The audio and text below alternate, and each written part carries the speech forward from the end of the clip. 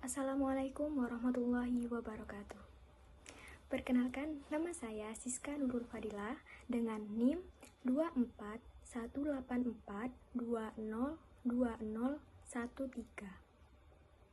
Saya mahasiswa program studi Pendidikan Matematika angkatan 2024 dari Universitas PGRI Wiranegara Pasuruan. Saya beralamat di Dusun Kebon Jero, Desa Kebon Rejo, Kecamatan Grati, Kabupaten Pasuruan. Pada kesempatan ini, saya akan melakukan wawancara dengan pelaku usaha sembako, yaitu Bapak Afi Subrianto. Yaitu beliau pemilik toko Lancar Jaya. Beliau berasal dari Banyu Biru, Kecamatan Winongan, yang saat ini berusia 41 tahun. Wawancara ini dilakukan untuk memenuhi tugas mata kuliah kewirausahaan. Tujuan wawancara ini adalah untuk mengetahui perjalanan usaha, strategi bisnis, serta peran toko sembako dalam membantu perekonomian masyarakat sekitar. Toko Lancar Jaya merupakan contoh konkret implementasi caring economics dan sociopreneur dalam dunia usaha mikro. Bapak Afi Subrianto berhasil membuktikan bahwa bisnis dapat berkembang tanpa mengorbankan nilai-nilai kemanusiaan dan kepedulian sosial.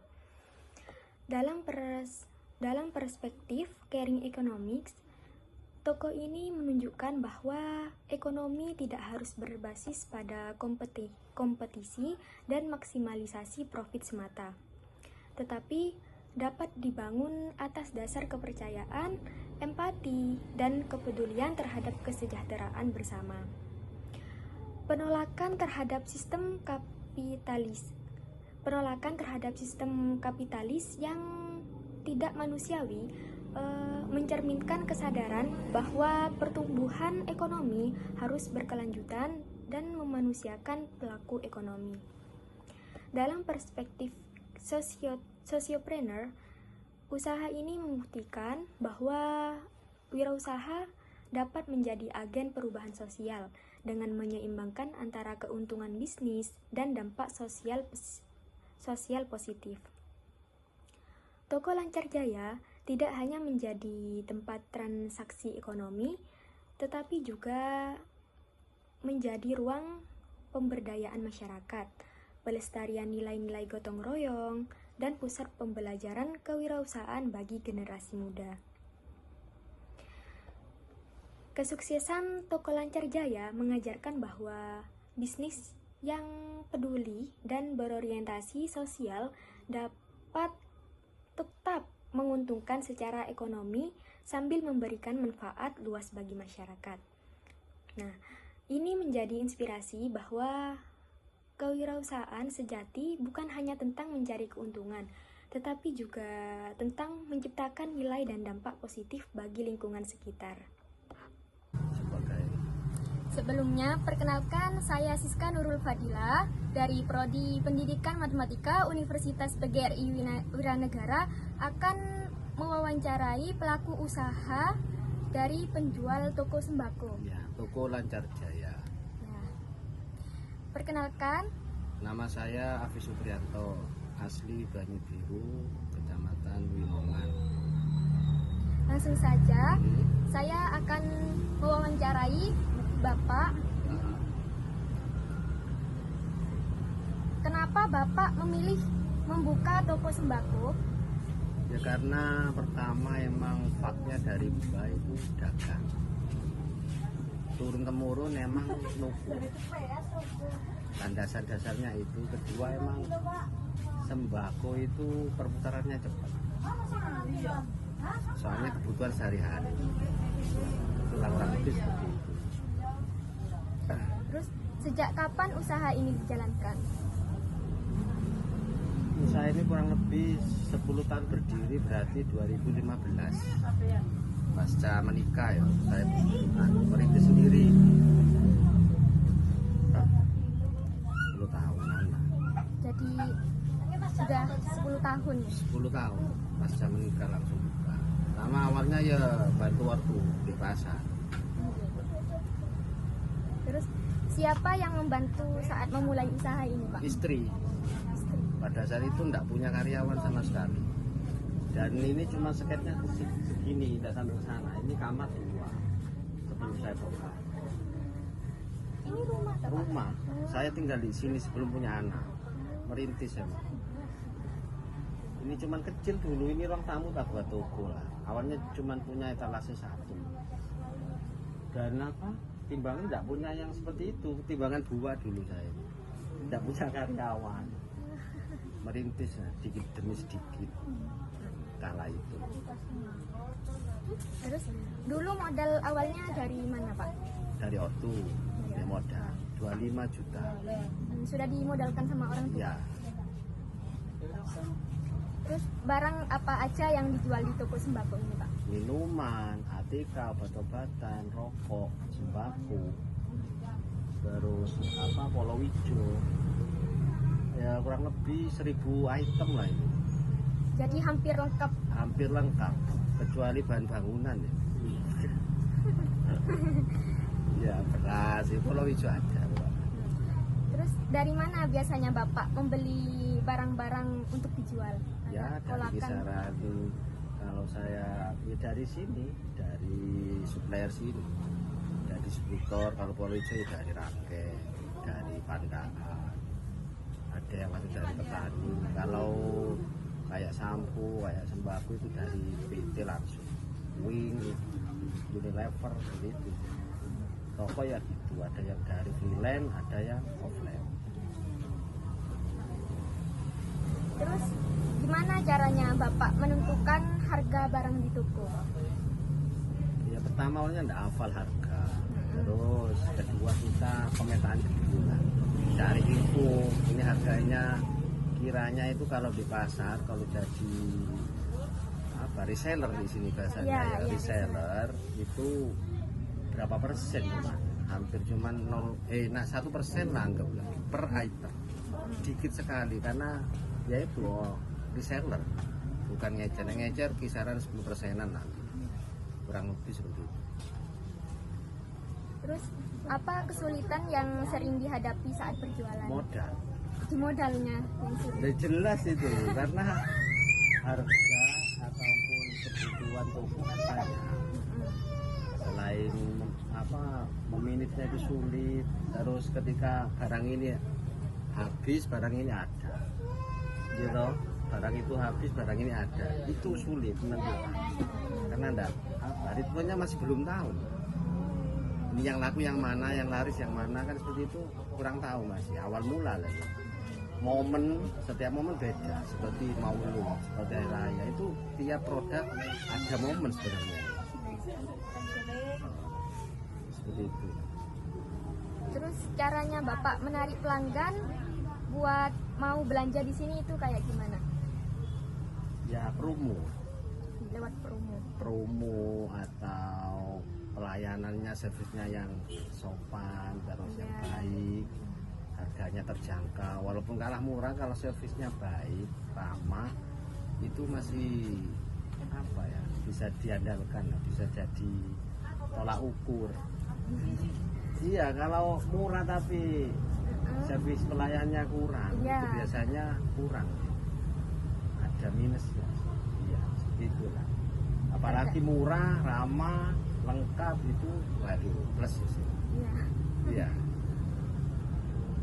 Pelayanannya harus cepet, soalnya kan orang di sini kan pulaan.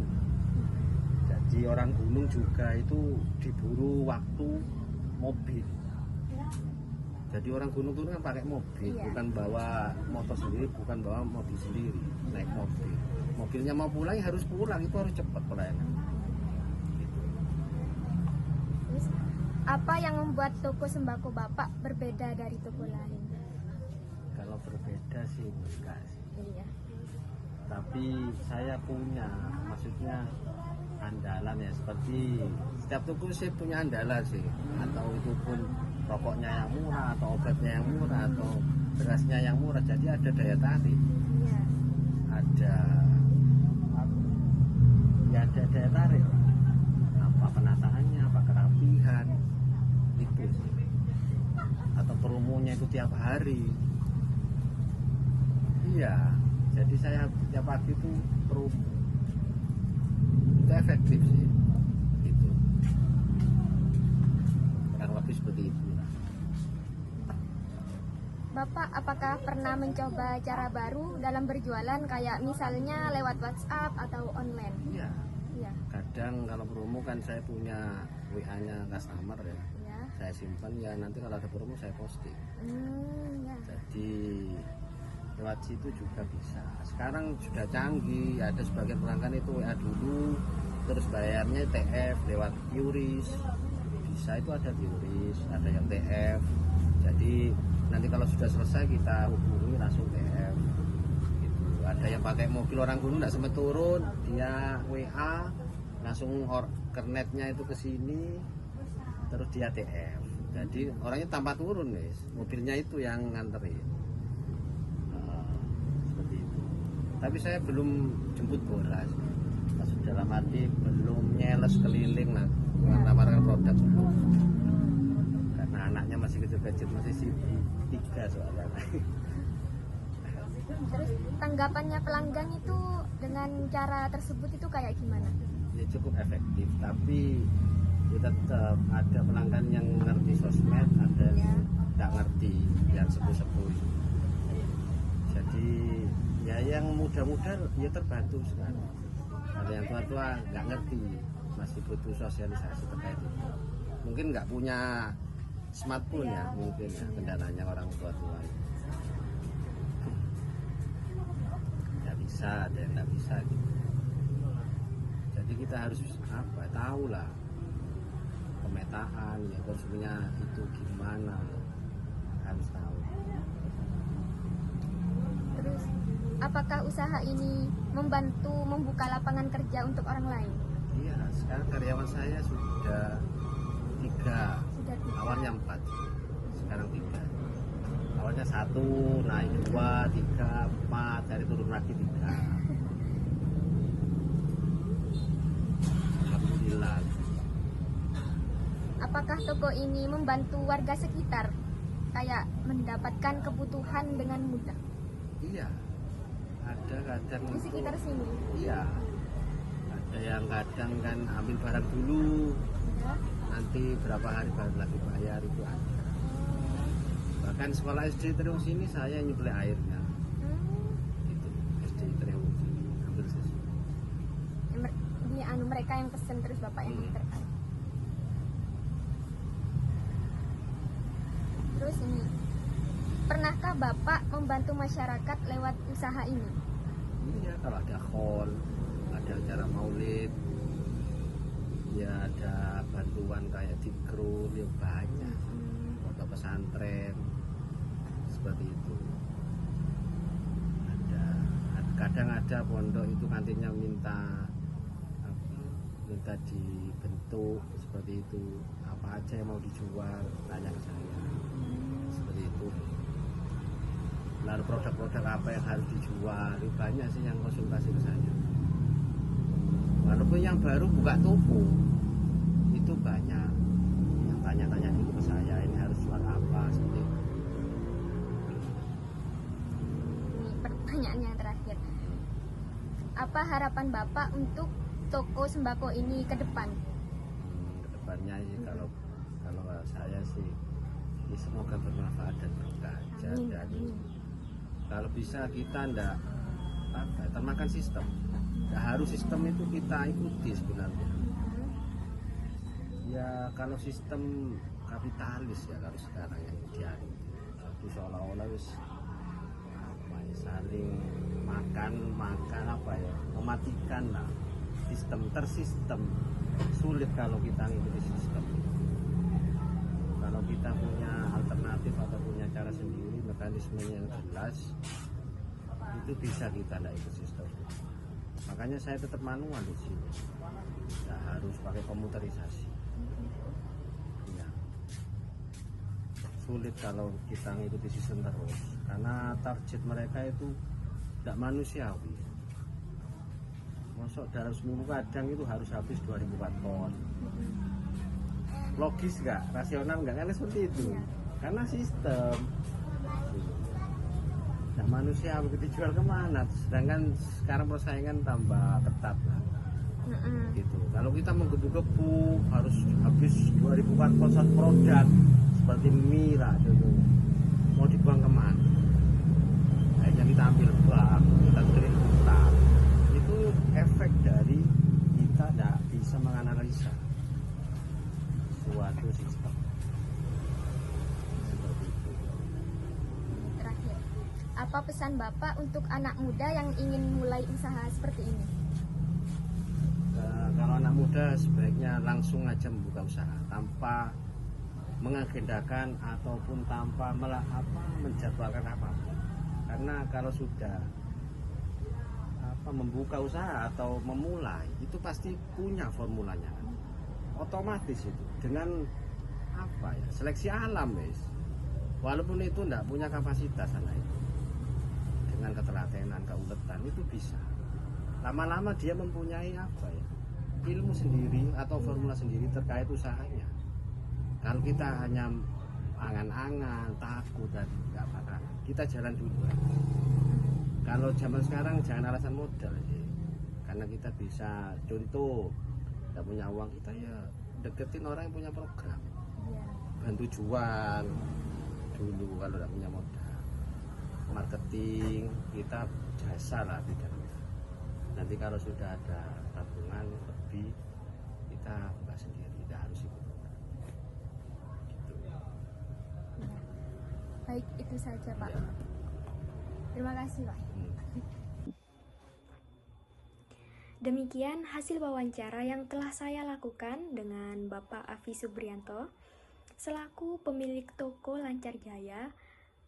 Melalui wawancara ini, saya memperoleh banyak pembelajaran berharga tentang bagaimana menjalankan usaha dengan prinsip caring economics dan sociopreneur, yang tidak hanya berorientasi pada keuntungan, tetapi juga kepedulian sosial dan kesejahteraan bersama. Saya mengucapkan terima kasih yang sebesar-besarnya kepada Ibu Suhaina selaku dosen pengampu mata kuliah kewirausahaan yang telah memberikan tugas ini sebagai sarana pembelajaran yang sangat bermanfaat. Yang kedua, saya berterima kasih kepada Bapak Afi Subrianto yang telah meluangkan waktu dan berbagi pengalaman serta ilmu yang sangat berharga tentang dunia kewirausahaan. Yang ketiga, saya berterima kasih kepada keluarga dan teman-teman yang telah memberikan dukungan dalam penyelesaian tugas ini. Saya menyadari bahwa laporan wawancara ini masih jauh dari sempurna. Oleh karena itu, saya sangat terbuka terhadap kritik dan saran yang membangun untuk perbaikan di masa mendatang. Akhir kata, semoga laporan wawancara ini dapat memberikan manfaat dan inspirasi khususnya bagi mahasiswa yang ingin mengembangkan jiwa kewirausahaan dengan prinsip kepedulian sosial. Wassalamualaikum warahmatullahi wabarakatuh.